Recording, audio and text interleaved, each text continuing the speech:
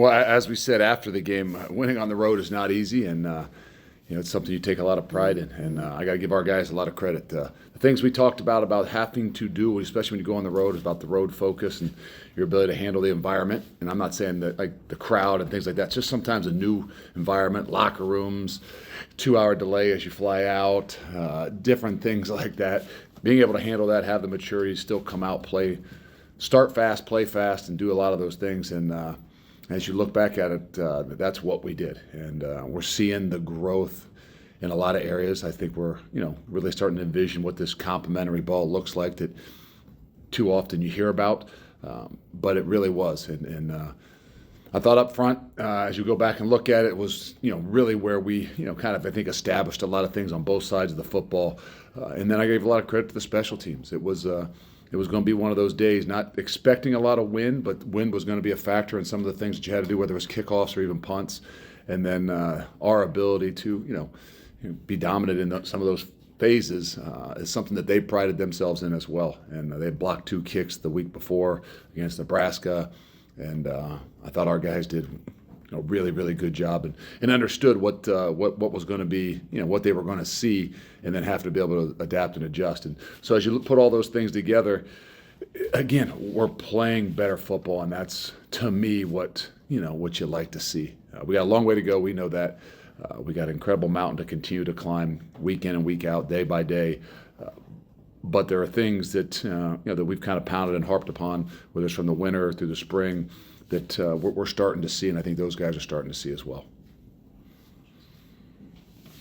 Luke, what specific differences or improvements do you think you've seen in the offensive line this season, and how would you assess the job A.J. Blazek has done since he came in? Well, we don't usually do a whole lot of assessments mid-season about the jobs people are doing, because they're all working. I think they're all doing, getting better. I think initially it's hard to just pinpoint, but I think the guys working together, the guys understanding, even honing in on who's behind you, I think helps too. And you start to figure out what your strengths are once you start to see some of those strengths. And I think you can kind of focus on them and enhance them. I would say as much as anything is just their ability to play together. We've had consistency up front in particular across the board. And I don't just mean that with, obviously the same 5 guys start, and we've been relatively, free of some injuries, and other guys have had to play. But I think their ability to, figure out what it is that they do well and play together, I think that's where, we're doing a really good job up front. We're getting on bodies. We're giving our backs opportunities. And I think that whole thing kind of comes together. It's not just the O-line. There's a connection there with the backfield. There's a real connection with the consistency of what we're doing. And I think that's what's showing. So to say they're doing a great job, it would, obviously I wouldn't want to do that, because we know there's a lot more we've got to be able to do and a lot more we've got to grow. But probably first and foremost, I'd say the consistency across the board of how they're playing up front each and every week has been really impressive. How you doing, Luke?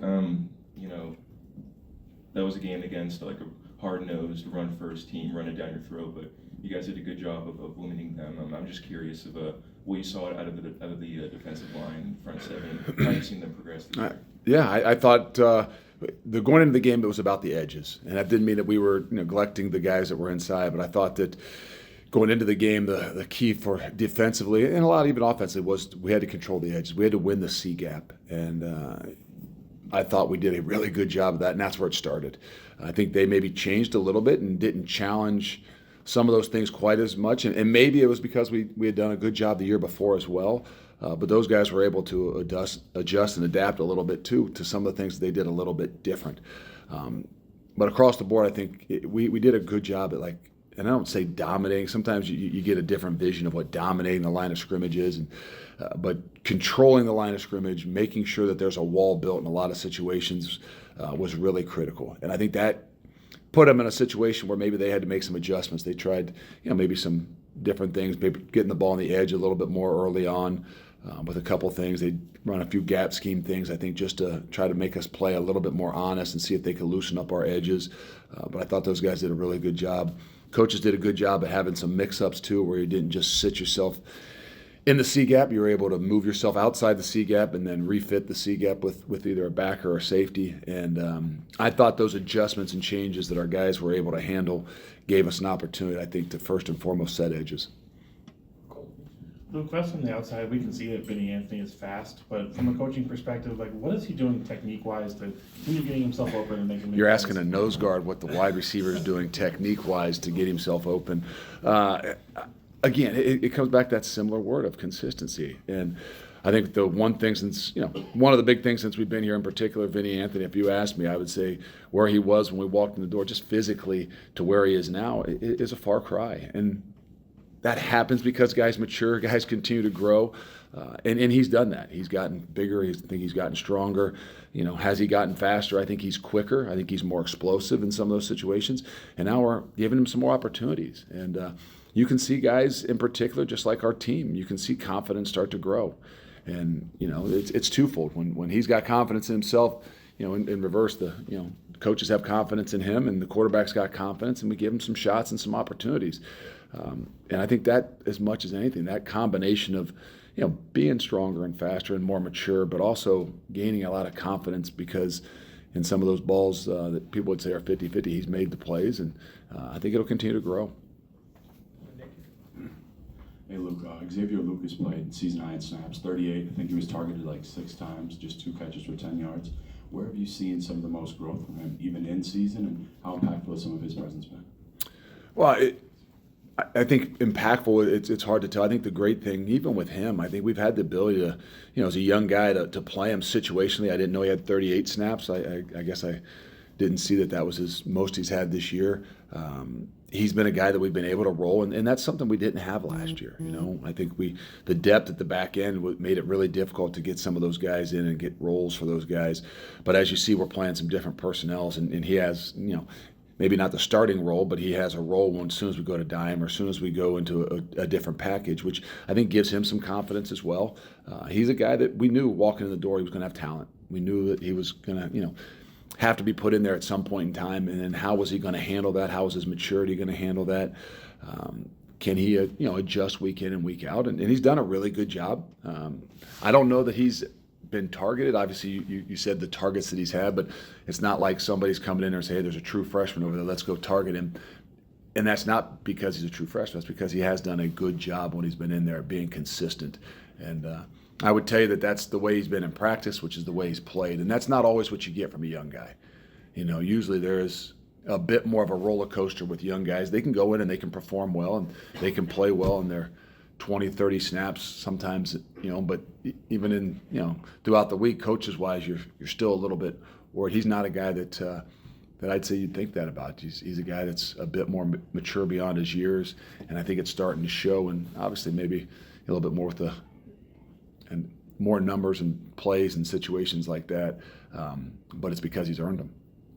Up to Mark and back to Zach here. This week the situation at Northwestern is unique with the stadium they got going on this year as they built their new place. And I guess I'm wondering, when you go to a new place, obviously the field is the same size, but are there any other things that you look at as a head coach that just concern you when you're trying to familiarize yourself and get ready to? No, we're not going to get into whatever they ask us to play or tell us to play, we'll play. If it's a parking lot, we'll play in the parking lot.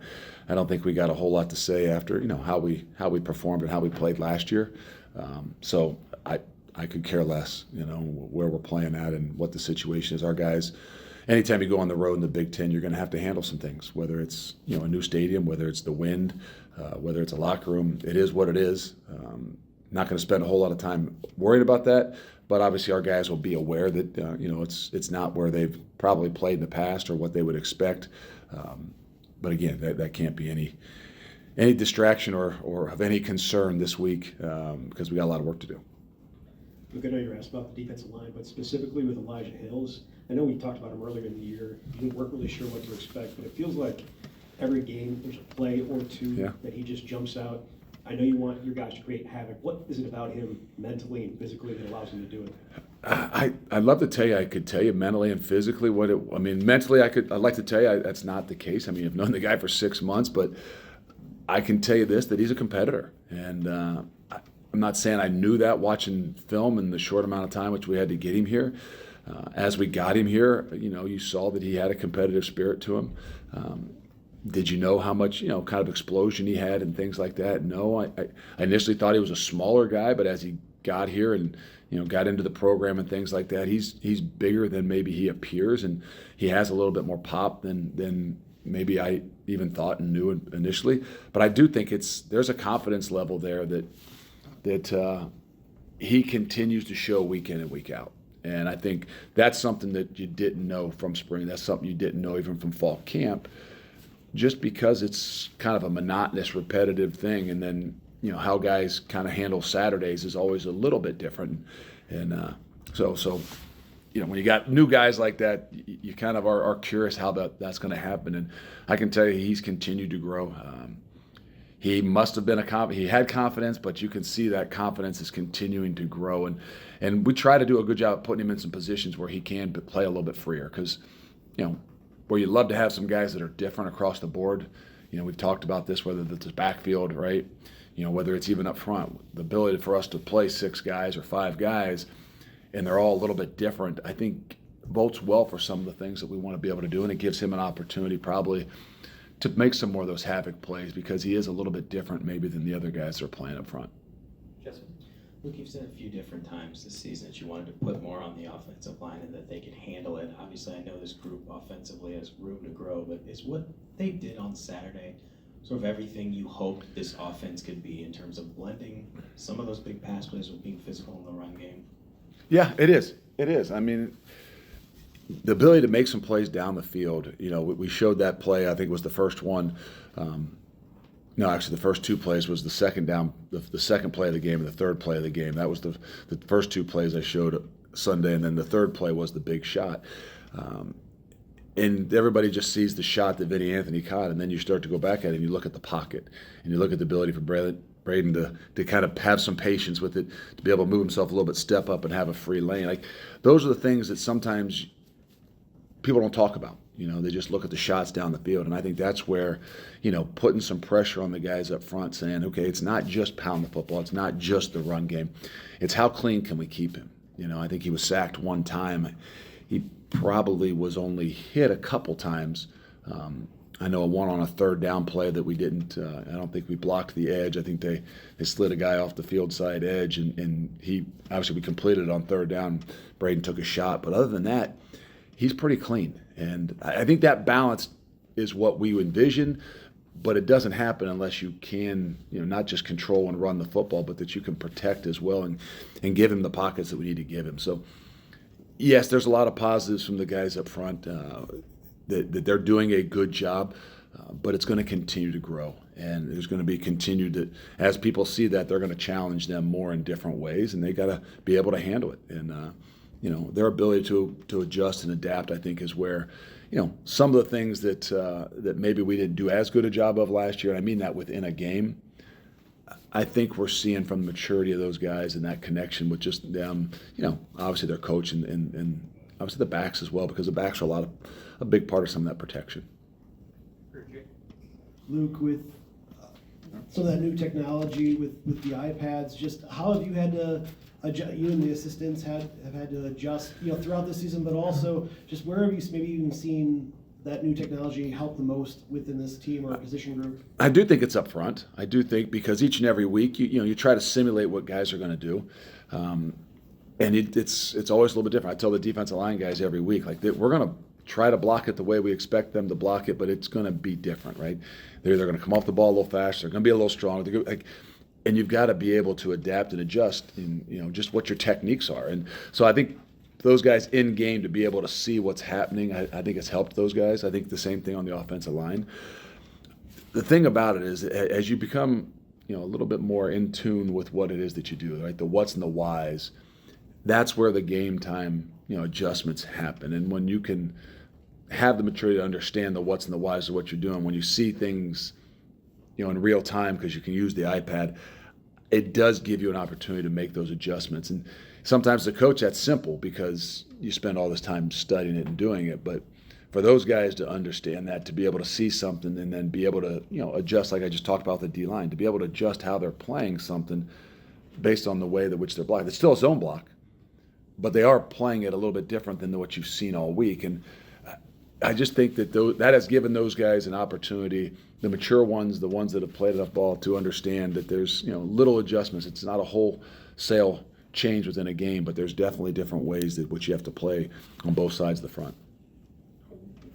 Look, I know it's early in the week, but do you have any sense of where Will Pauling is at in terms of his health and availability for Saturday? No, we won't. I mean, he'll obviously he'll be a little bit questionable from the start of the week, but I think that there was some good news in that there wasn't a concussion. It wasn't anything that maybe is major of some sorts. So we just got to see where he is and how he feels. And like I said, it's early on right now, but with a lot of guys like Will, we do need to continue to be smart during the week. There's a balance to what you're doing, but you are starting to get to that middle of the second half of the season. And we kind of talked about this as we move forward. This is a different league now, and you do have to be able to handle things a little bit different as you get to that mid-second half of the season. To market. Atticus, you kind of talked about the win. It seems like Atticus is, he kicks I don't know if it's a tough ball to catch, but it just seems like, he's made it an adventure for the opposing team there. And I guess I'm wondering what have you seen from him in terms of him being able to, I don't know, more, some spin or. I don't know. I don't know that he's. Last week was a tough one to think you're going to put a whole lot on the ball, right? I mean, they were going to bring 7, 8, sometimes 9 guys, and the idea wasn't as much of, hey, how can we place the ball, as it was to let's make sure we are in rhythm to get this ball off. And I mean that because a lot of times they wouldn't even cover the gunners. They didn't cover Will Pauling or Vinny Anthony. They just let them run free. They weren't trying to return. They're trying to, obviously get a hand on it and block it. So that kind of makes it a little bit more difficult in some things, but that's where you're seeing even the growth of Addy. He understood what the game plan was. He understood how he had to, execute in the rhythm in which he had to punt the ball with. And but I would say sometimes, left-footed punter, even though it's not always a spiral punt, it's a lot of end over ends the way we kick it. It is different, and it's not something that guys can replicate every week if you don't have a left-footed kicker. And so I think the combination of those things, along with the pressure that those guys have been able to apply, has given us an opportunity to take advantage of that. We punted 2 into the end zone this past week, which is a far cry from what we want. But there was unique conditions with how the wind was and the pressure. So. We can do a lot more with where Atticus is, not just with his ability to kick the ball, but with his ability to understand, game plans and what people are trying to do to attack us. Time for a couple more here, Jesse. Luke, you've been able to have a lot of success running the ball, especially these last couple of weeks when you've pared down the rotation. How do you decide when and how to use Cade, given his production, especially knowing you're trying to get Darian going? There's not an exact science.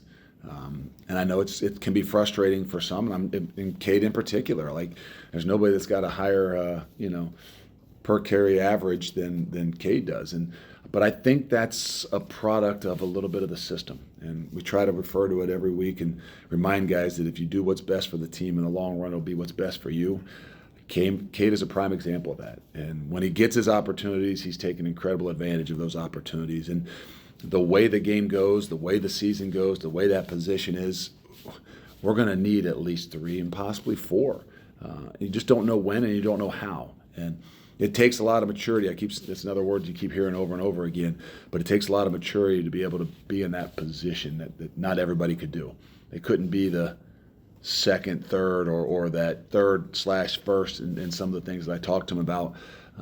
That's a difficult position to do, and he's done a great job of it, and who knows how it's going to continue to roll, but it's a little bit of a, not a crapshoot. We have an idea, but it's a little bit more of, hey, what can we handle, what can they handle, and how can it be successful to us? Because if a guy like Cade couldn't handle that, when he did go in there, it wouldn't probably be nearly as good as what it has been. And you wouldn't feel as good if something else happened at him walking in there and being the number 1 guy as well. So, like I said, it's a process, but his ability and his maturity give us a chance to use it in the best way possible for the team. Luke, last week the NCAA put out a study about the online abuse that athletes have gotten and how much it's increased in the last few years. I know you keep your head under a rock, it's something you like to say. Like, is that something you ever talk to your players about, just how you handle that type of stuff? Like, I know it's easy to say just ignore it, but it's hard, I imagine, for people this age to ignore their phones. Yeah, I don't know that it's something we talk about as a team. We, leadership group wise, we had mentioned things and always reminding their coaches the relationship they have with those guys to be on them to see, But again, I'm one of those guys. Like, guys, we got to be able to handle. You're being treated a little bit differently now, as as close as you are to pro athletes, and there are some things out there that it's going to take maturity to handle. And I'm not saying it's right. I'm not saying it's good, but. I don't think there's any of them that could just delete it completely and not look at it. But I think it's something we're going to have to continue to address with college students, right? I mean, it's not going away.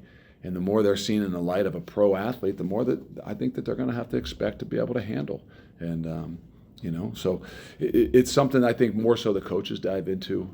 We do worry when guys, hit a wall or you can start to see some things that bother them, and we'll take them individually. But as a whole and as a team, no. I mean, we talk about the big picture things that not as much people talking about individuals, but us as a whole when they get on us and try to make sure that we use that as a motivational type of thing.